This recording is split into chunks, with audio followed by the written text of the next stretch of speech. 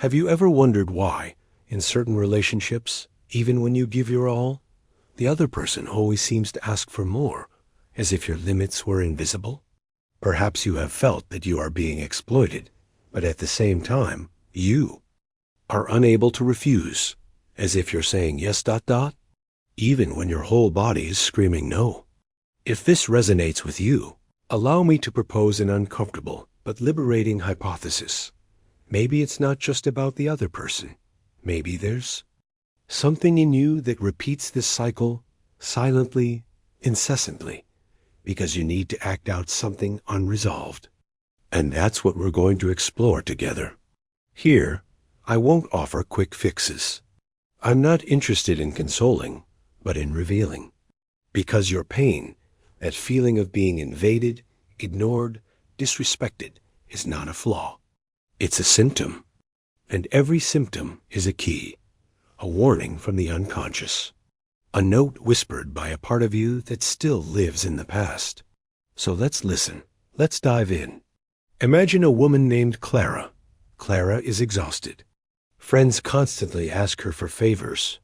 Her boss delegates tasks that aren't hers. Her emotionally absent partner only shows up when he needs a hug. And Clara says yes. Always.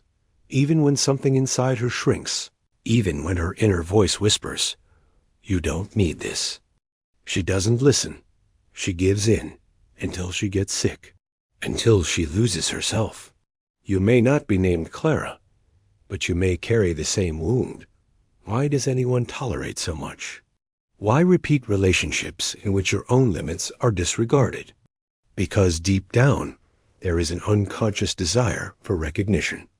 Not just any recognition, but the kind that was never received when it mattered most, in childhood. What I have discovered, listening to so many patients like Clara, is that many of us learn very early on that love is conditional on usefulness, to obedience, to self-effacement. As a child, you may have noticed that when you were good, you were seen. When you helped too much, you were praised. When you silenced your pain to welcome that of others, you were validated. But what about when you cried? What about when you felt angry? When you said no? Perhaps you were ignored, or worse, punished. And so, without realizing it, a pact was formed. An unconscious pact that says, to be loved, I need to disappear a little. And that pact, my dear listener, is what makes you vulnerable to what we call compulsive repetition. You don't just attract people who abuse your space. You choose them, like someone who unconsciously seeks to relive the original trauma in the hope that this time they will be truly seen. That's why when someone demands too much of you, when they ask for your time without gratitude, your body without affection, your love without reciprocity, it's not just an invasion. It's the scene from the past repeating itself. The return of the repressed, as I have so often observed. What was denied returns, masked as a pattern. But there is more. There is a harsh judge inside you, a voice that whispers, you must accept. This is the superego, the psychic instance that represents internalized morality, often inherited from parents or authority figures. The superego feeds guilt. And where there is guilt, there is servitude. Clara, for example, felt bad when she refused. Her body said no, but guilt said, you're being selfish. See the paradox. By putting herself first, she felt bad, as if loving herself were a crime. But where does this guilt come from? It is not born in the present. It is a vestige of childhood. When, upon saying no, the child was punished with silence, criticism, or rejection. The ego, in order to survive, learned to give up, to yield, to shut up. And what is most tragic? This seems like a virtue. The world applauds the selfless, the always available, the one who never says no. But behind the virtue lies the wound, the fear of losing love, the fear of being abandoned, the fear of being who you are, and not being enough. That's why people keep asking. They feel, even if unconsciously, that you don't know how to protect yourself, that your door is always open, and those who don't know how to close the door will inevitably be invaded. But be careful. Don't blame the other person. They only reveal what you haven't yet transformed within yourself. The analysis begins when you ask yourself, why do I allow this? And it's not enough to answer rationally. The unconscious does not speak in logic. It speaks in actions. It speaks in patterns. It speaks in dreams. Yes, dreams. How many times do you dream that you are trapped, tied up, unable to speak? Or that you try to run away and your legs won't move? These dreams are not random. They are metaphors for your psychological state. Your unconscious is screaming what your conscious mind does not want to see. You are not free. You are captured by an invisible script. What can you do? First, listen. Listen to your pain as if you were listening to an oracle. Then recognize, what I repeat is not love. It is absence disguised as habit. And finally, risk something new. Say no. Saying no will be like an internal revolution. Your superego will scream. Fear will come. People will resist. But something inside you, something forgotten and authentic, will begin to blossom. By saying no to others, you say yes to yourself. And here's the most delicate point. When you begin to change, the world reacts. Those who benefited from your absence feel betrayed by your presence. They will say that you have changed, that you are cold, selfish, difficult. But that is the language of control. They are the last words of a system that is crumbling. You are not being cruel. You are rebuilding yourself. Psychoanalysis is not a promise of immediate peace. It is an invitation to truth. And the truth, my friend, is not always comfortable, but it is liberating. Stay with me. We still have 6 requests that reveal veiled disrespect. Each one will be a door into yourself. And every step we take will be one less cycle repeated. There is a question that needs to be asked now. Why do certain people feel comfortable asking for what they would not offer in return? Perhaps you have heard, lend me some money, but I can't help you. Stay late today, even if you're exhausted. Can you listen to me again? I know you're not feeling well either, but I need to talk. Notice, these are requests that do not arise from reciprocity, but from the certainty that you will not refuse. They are like tests, and you pass them with flying colors at the expense of your own health. These requests are not only abusive, they are symptomatic. They reveal, in a raw form, a relational dynamic marked by asymmetry. And if you accept them frequently, there is something in your psychological makeup that needs to be investigated. Because abuse does not begin with the other person.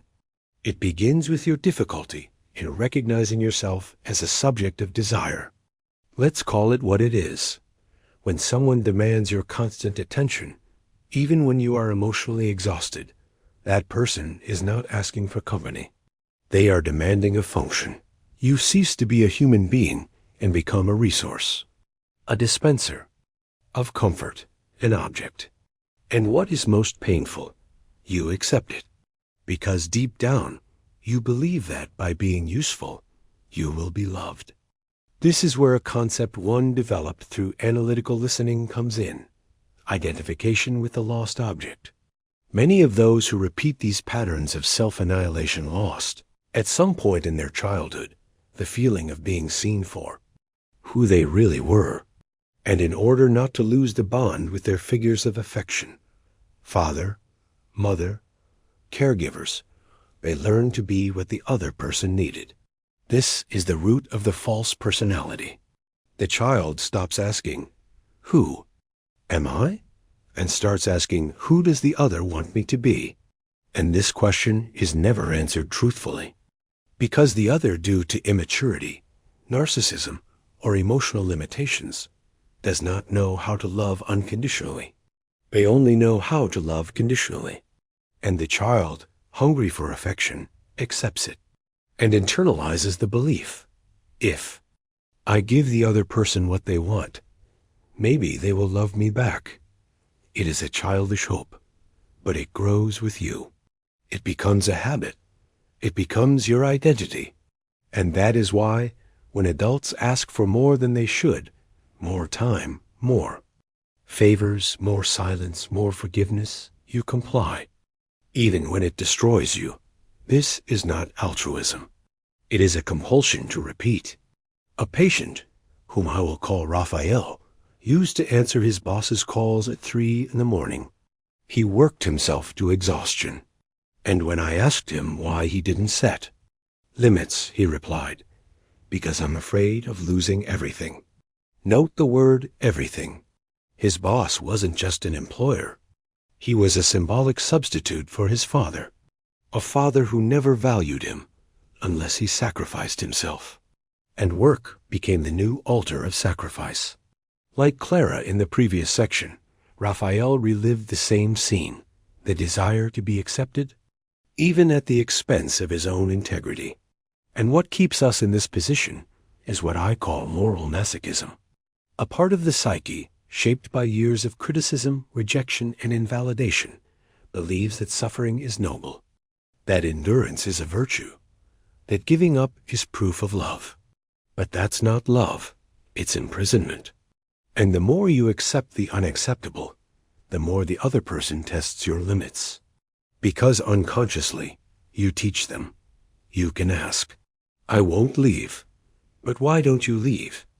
Because the idea of moving away from the other person, even if they are abusive, triggers the panic of loneliness. And here lies the deepest point. The fear of being alone is often greater than the pain of being used. And what is loneliness? For the unconscious, it is the trauma of the original abandonment. That night when you cried in your crib and no one came. That day when you asked for help and were told you were overreacting. That moment when you were ridiculed for expressing pain. All of this is stored away, not as a memory, but as a matrix. And it is this matrix that defines how you respond to others' requests. Not with logic, but with fear. Not with reason, but with survival. Saying no to others in your psychic structure seems equivalent to dying, because at some point it was. And you never wanted to relive that. But the time has come to disobey. This script. The time has come to recognize. Every time you say yes to what hurts, you reinforce the unconscious message that you have no value. And the mind learns. It learns that your existence is only valid if you are serving. And that is not living. That is performing. But there is a way out. And it begins when you interrupt the cycle of unrequited requests. Try it. When someone asks you for something that hurts your boundaries, don't respond immediately. Feel it. Ask yourself, does this honor me or nullify me? And only then, with honesty, respond. You will see that many who claim to be close will walk away, and those who stay, perhaps those are the real ones. But even if everyone walks away, something in you will remain. Something that has always been there, but has been silenced. Your dignity. And it doesn't shout, it whispers. It says you deserve respect, even when no one offers it, even when it means being alone. Because being alone with dignity is infinitely better than being surrounded by requests and absences. Understand, you are not born to be a tool. You are born to be present. And that presence only emerges when you recognize, I don't have to accept everything to be loved. I can refuse and still deserve love. But maybe, at that moment, your mind still resists. Maybe fear screams, what if I'm rejected? Then listen to this. Those who reject you for standing up for yourself were never with you.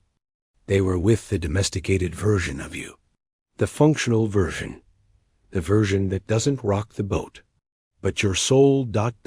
your soul asks for more. It asks for freedom. It asks for authenticity. And you will only be free when you can look at an unfair request and calmly respond, "No, that doesn't work for me." That is the first act of freedom. In the next few sections, we will dive even deeper into the requests that mask disrespect. We will expose their unconscious roots and show you how to transform them into portals of awareness. There are requests that don't seem like requests. They are disguised as affection, closeness, just a little favor. But within them, there is a veiled command. Don't be yourself. These are the most dangerous, because they don't come with screams. They come with affection. And that's why they're so hard to refuse. Have you ever heard phrases like, "Why are you so serious? Smile more. Don't talk so much about yourself. You could change the way you dress, just to please others. Don't be so intense." You push people away. They are small adjustments that the other person suggests. But when added up, they build a Frankenstein, a version of you that doesn't exist. And if you comply with these requests, little by little, you cease to exist. These requests are not about coexistence. They are about control, about shaping you according to the other person's desires. And those who accept this are hungry for belonging, hungry to the point of symbolically mutilating themselves to fit in. But where does this hunger come from? It comes from childhood, from that look that never came, from that listening that never happened, from that feeling of being a stranger in your own home. Children who grow up hearing, "Be less," or "You're too much," learn that their essence is uncomfortable, that in order to be accepted, they must adjust. And the child adjusts, because they are intelligent, because they need to survive. But the price is high, the amputation of the self. Years later, you become an adult, and you believe that you are, choosing your own clothes, opinions, hobbies. But if you look deeply, you will realize you are still trying to be accepted. You are still trying not to bother. You are still trying to guarantee love by being what the other person wants. And then the other person's veiled request finds fertile ground. You have abandoned yourself before. Doing it again seems natural, but it is not natural. It is symptomatic. In my office, a young woman named Amanda described a relationship in which her partner said, "I like you, but if you were a little less emotional, you would be perfect." In order not to lose him, she began to keep quiet, to smile when she wanted to cry, to have sex when she wanted to sleep, to agree when she felt angry. Months later, she was depressed. But she said, "He doesn't do anything wrong. He just asks me to be better." That's the point. Not all disrespect comes in the form of violence. Some come as suggestions. But the effect is the same. You distance yourself from yourself. And here comes one of the most profound concepts in psychoanalysis, the splitting of the self. When parts of you come into conflict, trying to reconcile desire and acceptance, one side wants to express itself. The other wants to please. One side wants to scream. The other wants to protect the bond. And the price of this clash ... is emptiness. This emptiness is not a lack of external affection. It is the absence of self. Because every time you mold yourself to avoid discomfort, you reinforce the belief that, the way you are, you do not deserve love. And this becomes a prophecy. The more you adapt, the more you lose yourself, and the more invisible you become to others. Until one day you look in the mirror and ask, "Who am I outside of other people's demands?" And this is where the real analysis begins. You need to go back to the original scene. The first time someone, father, mother, teacher, grandfather, looked at you with disapproval and you, as a child, thought, "I need to change." That scene was not forgotten. It was buried, but it still lives in you.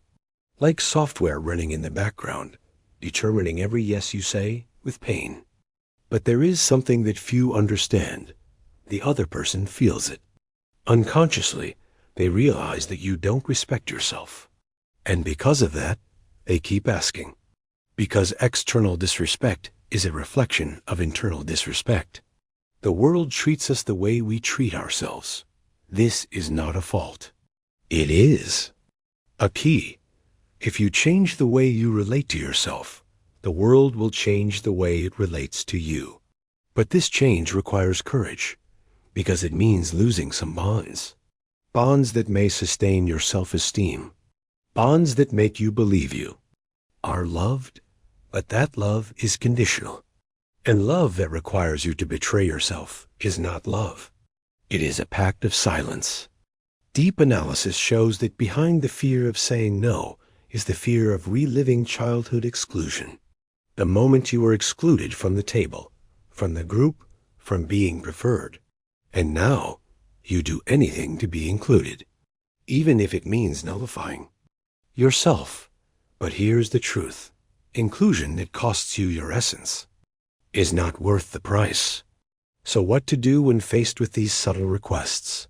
First, name it. When someone says, "You could smile more," say, "This is my face," when I'm being sincere.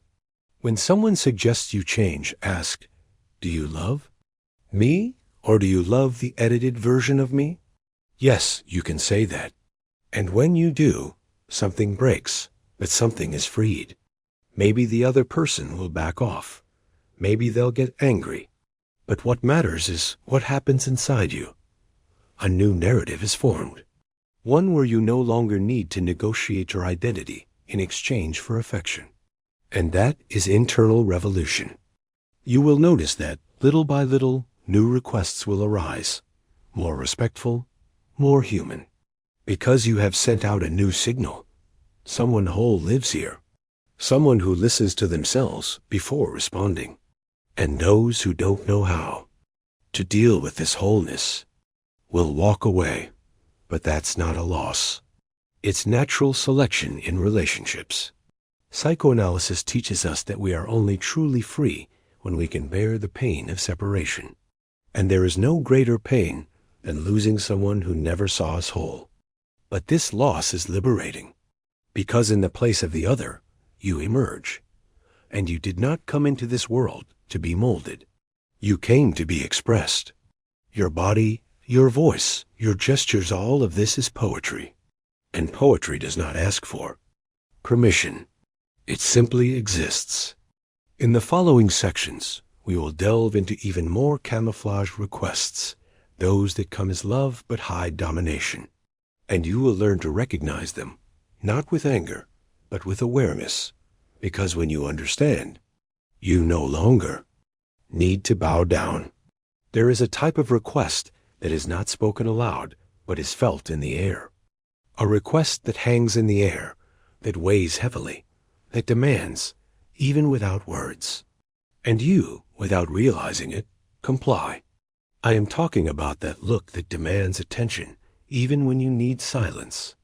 That expectation that the other person does not verbalize, but which, if not reciprocated, is followed by a subtle distancing. A nothing is happening, laden with resentment. These requests are not on the level of speech. They are in the field of transference. And this is where analysis becomes crucial. Transference is the name we give when feelings from the past are projected onto people in the present. It's when you're not responding to the other person, but to someone who already existed in your history. Your boss becomes your father, your partner, your mother, your friend, an old rival. And without realizing it, you enter the stage of repetition. The same play, the same role, the same sacrifice. You don't just fulfill the other person's request, you anticipate it. And that's even more revealing. You see, the problem isn't just that the other person demands too much. It's that you've learned to live on alert, with emotional sensors so sharp that they detect even unspoken desires. And you act, before you're even asked, as if to say, let me nullify myself, just don't leave. This is the echo of an emotionally unstable childhood, where love came with hidden conditions, where the child had to decipher the mother's mood, the father's tiredness, the atmosphere in the house, and learned, like breathing, to predict, to respond, to not be a burden. And this learning became a way of life.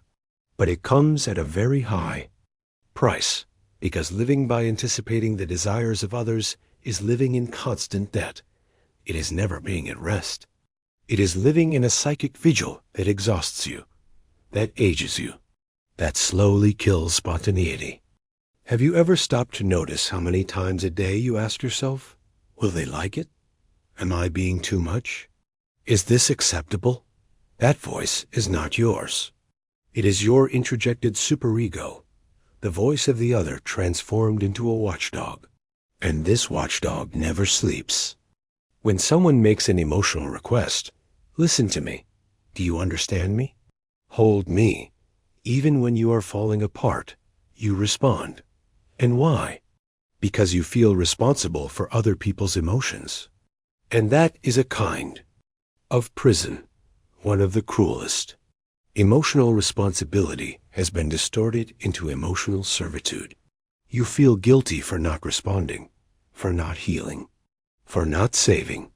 But saving others has never been your job. That's a childish fantasy. The fantasy that by being perfect, you will avoid loss. But losses will come, always. And freedom begins when you accept that you cannot prevent abandonment, that you cannot avoid the pain of others, that you are not here to fulfill silent expectations. You are here to be, with presence, with truth, with boundaries. Boundaries are not walls, they are healthy bridges. They say, this far it's me, from here on it's you. And when you impose these boundaries, something changes. The other person feels strange. Sometimes they get angry, because until then, you were the guarantor of their emotional stability. You were the free therapist, the filter of tensions, the shield against frustrations. And when you stop, the system collapses. But this collapse is necessary. It is the moment when relationships reveal themselves, because those who truly love adjust. They learn to deal with their limits, but those who only took advantage ... walk away. And it hurts. Of course it hurts, because along with the other person, the illusion also disappears. The illusion that, by being enough, you would finally be loved as you desire. This illusion is the glue that keeps repetition going, and it needs to be broken with courage. In analysis, when the patient breaks with this logic, the unconscious stirs. Dreams emerge. Symptoms increase. Because the psychic structure, accustomed to servility, resists. The ego trembles. But that is where the new can be born. The new is only born in the void left by the old that is gone. And in that void, something unexpected appears. Your own presence. An inner silence. A space that was once occupied by 1,000 other voices. And now it is yours. But this space is, at first, frightening. Because it is unknown. Because you have spent your life taking care of others. And now, facing yourself, you don't know what to do. It's like someone who has always cooked to feed others ... and suddenly needs to learn to feed themselves. And the food is this, truth. The truth of saying, today I can't. Now I need myself. If you love me, respect me even when I'm silent. And maybe the other person won't understand. Maybe they'll say you've changed. But the truth is that you are finally showing yourself. Before, you were a reflection. Now, you are your own image. And there is an indescribable beauty in that. Because when you start to respect yourself, you also begin to recognize disrespect. What once seemed normal now seems intolerable. What was once every day now sounds like an invasion. This is a sign of health. of healing, of returning to yourself. And the more you listen to yourself, the less you tolerate external noise. Because your silence becomes sacred. In the invisible requests that others make, to always be available, always understanding, always strong, there is a fantasy that you don't feel, don't break, don't need. It's time to break away from that. To say, I break too, I need too, I matter too. Don't expect others to understand right away. That's not their job. The other person's job is to react. Yours is to take a stand. The stand of someone who, for the first time, says, my existence is not a service. My affection is not a reward. My time is not an extension of your need. This is what you are building now, a new internal ethic, a new way of listening, a new pact, no longer with others, but with yourself. And this pact begins like this. I promise myself I will not abandon myself again. Our last block will bring the synthesis, the final and inaugural point of this journey. You have endured a lot, for too long. It wasn't just the explicit requests, the demands without reciprocity, the favors disguised as affection. What hurt the most, and still hurts, is what was left unsaid. The demands in the eyes, the pressure in the silence, the guilt that appears when you dare to prioritize yourself. And maybe, until today, you hadn't named it. You called it the way you are, kindness, having a big heart. But now you know, it wasn't kindness. It was fear. Fear of losing love. Fear of reliving abandonment. Fear of being rejected for being whole. And that fear built your identity. You became what others needed, not who you were. And with every forced yes, every favor extracted, every sleepless night spent not knowing how to say no, you moved a little further away from yourself. But something inside you resisted. Something in you knew, all along, that something was wrong, that it wasn't love, that what they called help, affection, or companionship was actually subtle manipulation. And that ... that is your strength. Psychoanalysis teaches us that symptoms are the cry of the silenced part of ourselves. And you, perhaps for the first time, are hearing that cry.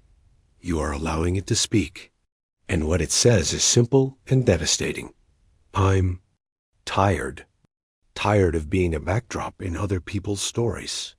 Tired of being the solution to other people's problems. Tired of being understanding with those who have never understood you. And this tiredness is sacred. It is where the break begins. Because there is a moment in every person's journey when they stop trying to be accepted ... and start choosing themselves. That moment is now. You are breaking the invisible pact of emotional servitude. You are breaking the I must be useful to deserve love cycle. You are dismantling the myth that the more I give, the more I will be loved.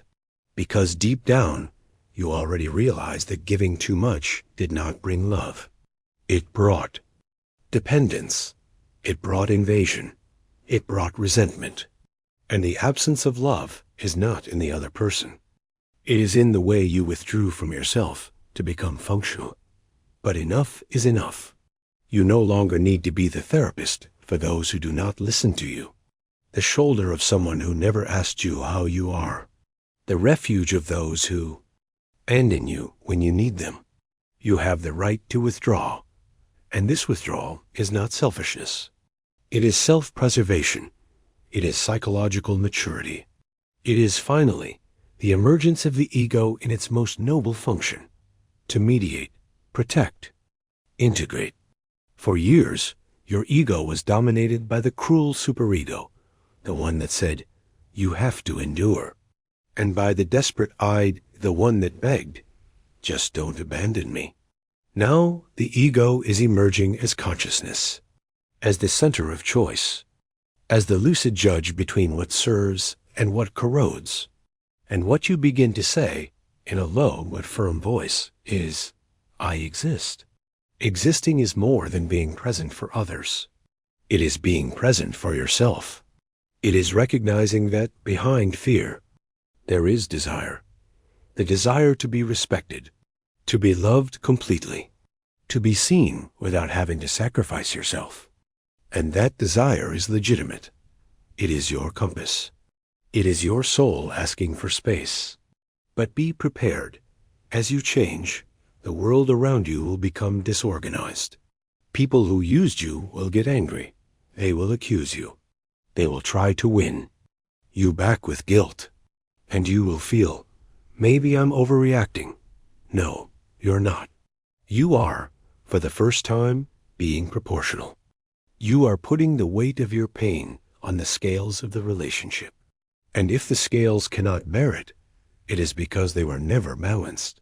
You need to remember, the pain of losing yourself to please someone else is much greater than the pain of losing them when you find yourself again. And finding yourself again is a process. It will hurt. It will be scary. It will bring nights when you will ask yourself, did I do the right thing?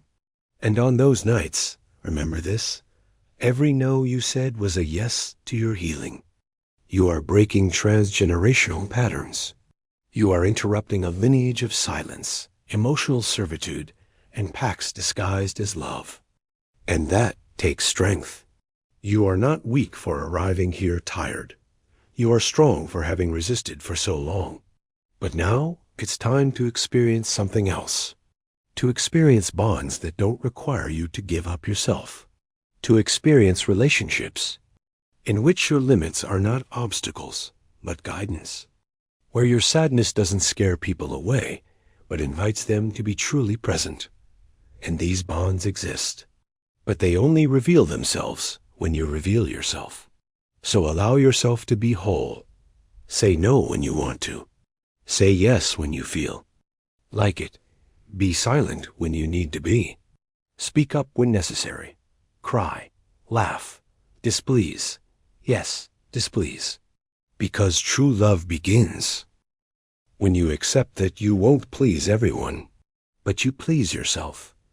And that is the beginning of freedom. You came here looking for answers, and I could only offer you one. Your pain is legitimate, and it no longer needs to be hidden under the mask of usefulness. You no longer need to prove yourself. You just need to remember that you were born worthy, that you have value beyond what you do, that you have the right to occupy space, even when you are not serving. And that right is non-negotiable. Psychoanalysis does not heal by erasing pain. It heals by illuminating its source. And now you know, what you repeated was not weakness. It was a script.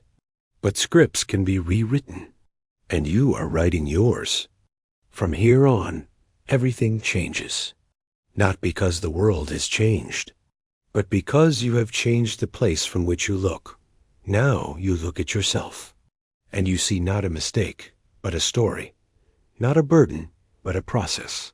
Not a victim, but a subject. And that ... No one can take that away from you. If this content spoke to your soul, if something in you recognized itself in this mirror, let this encounter continue to reverberate. Write, speak, share, not out of vanity, but because others, just like you, are lost in requests that disrespect them. And maybe your words will be the beginning of their liberation too. Remember, healing begins when the truth is no longer feared and is spoken. I'll be here whenever you want to continue this analysis. Because where there is repetition, there is also a hidden desire. And together, we can decipher it. After all, as I learned from everyone who listened to me in silence, the unconscious always has something to say, and yours has just begun to speak. If this session touched you, write in the comments what you want to free within yourself. This is your first act of awareness, and also your silent revolution.